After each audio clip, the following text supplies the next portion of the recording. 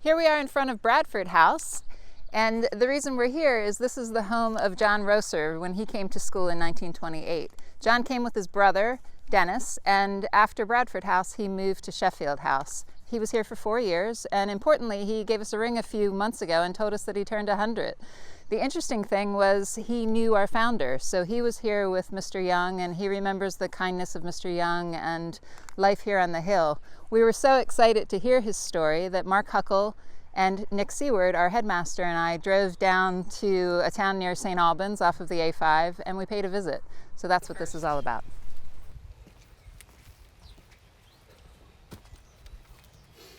I was 100 in September the 23rd, born September the 23rd, 1918, and I'm still pretty strong. I am, look. You are? Wow.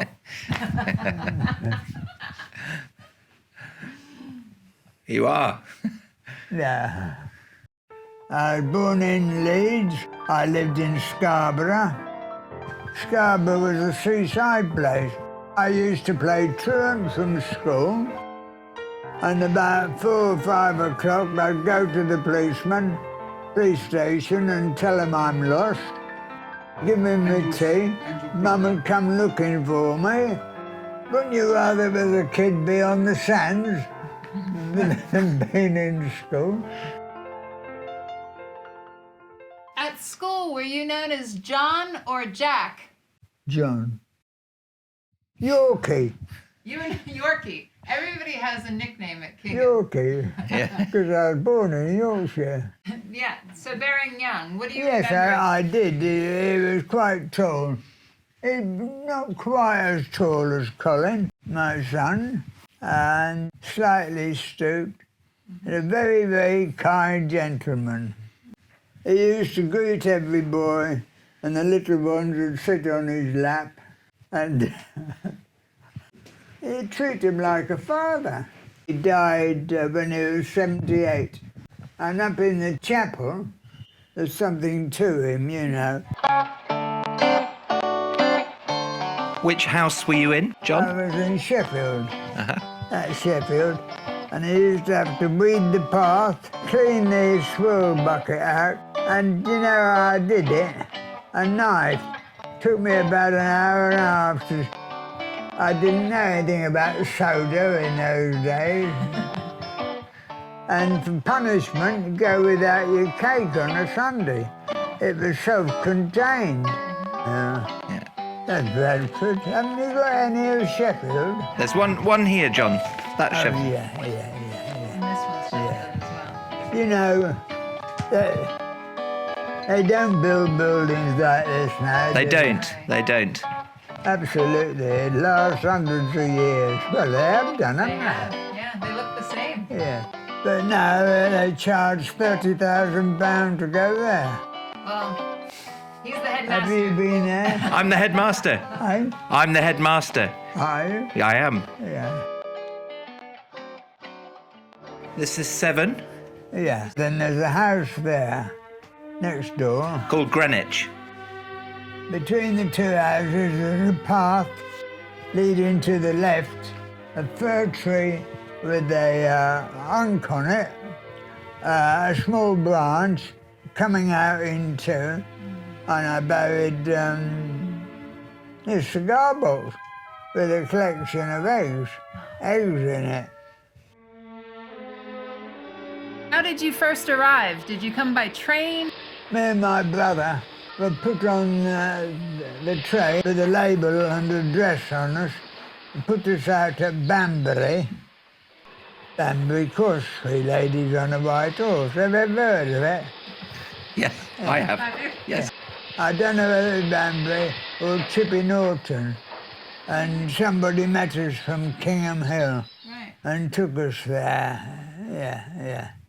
Like I said, I used to put my Meccano on the line and see the Chippy Dick, we called it the Chippy Dick, come along there.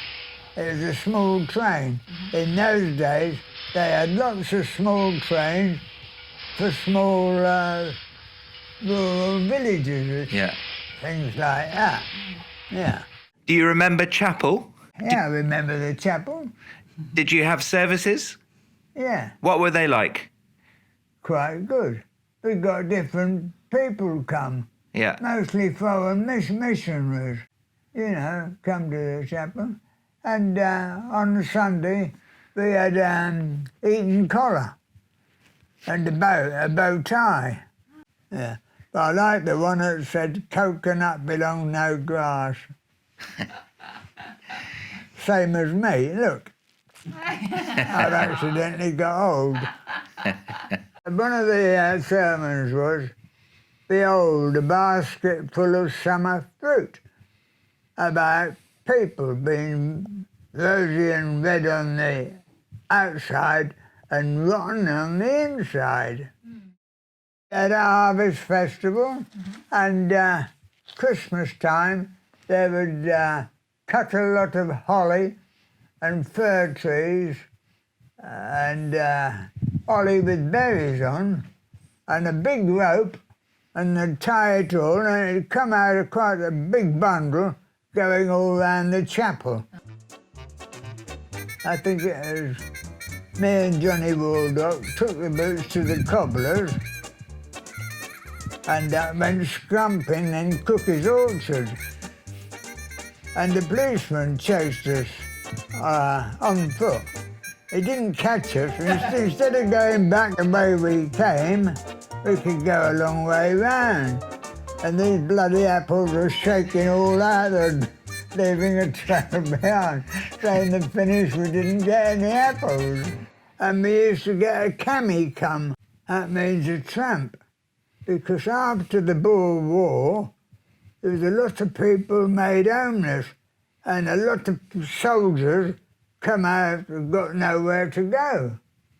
But this one used to live in no man's land. That's a ditch between two estates. And we would take him food up there and somebody used to do his washing for him.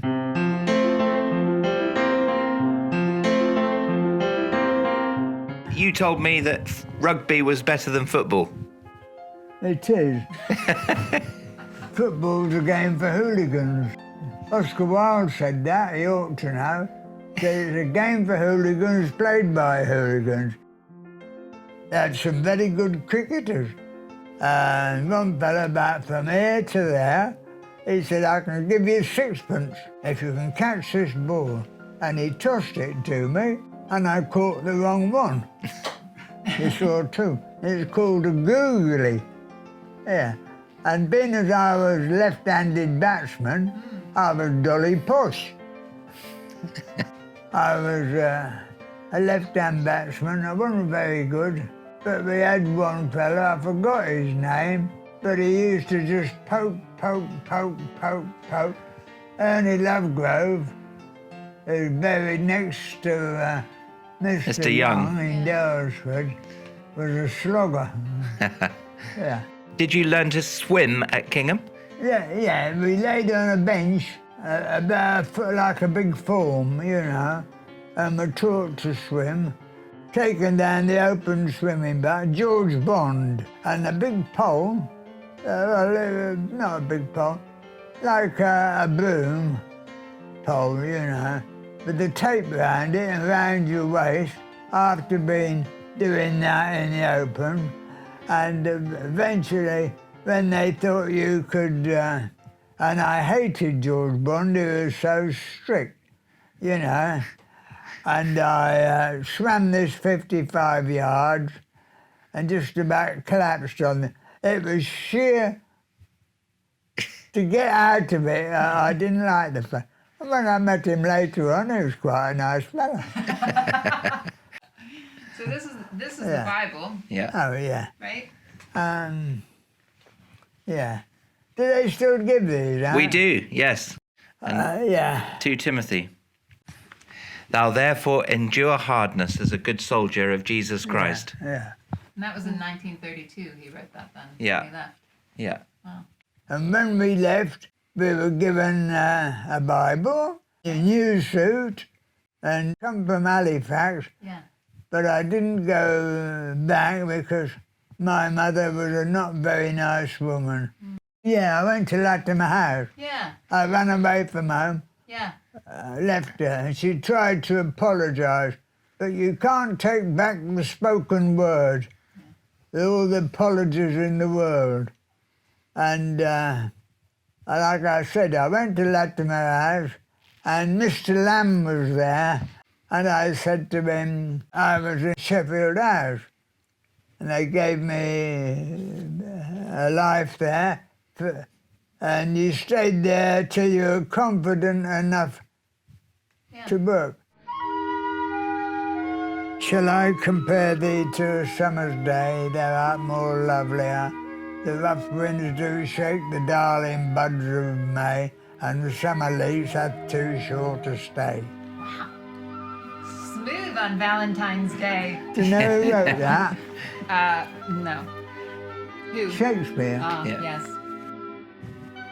Oh, Who's that? he's my best friend. Aw, Look at my best friend. he's handsome. 1942. Aw. That's me. Oh. Wow. Thank you so much. Hey? It's been lovely meeting you Yeah, and hearing about Kingham. yeah. I'm very pleased to meet you. Thanks. Good. I've been looking forward to it. Aw. It's good to talk to you. Yeah.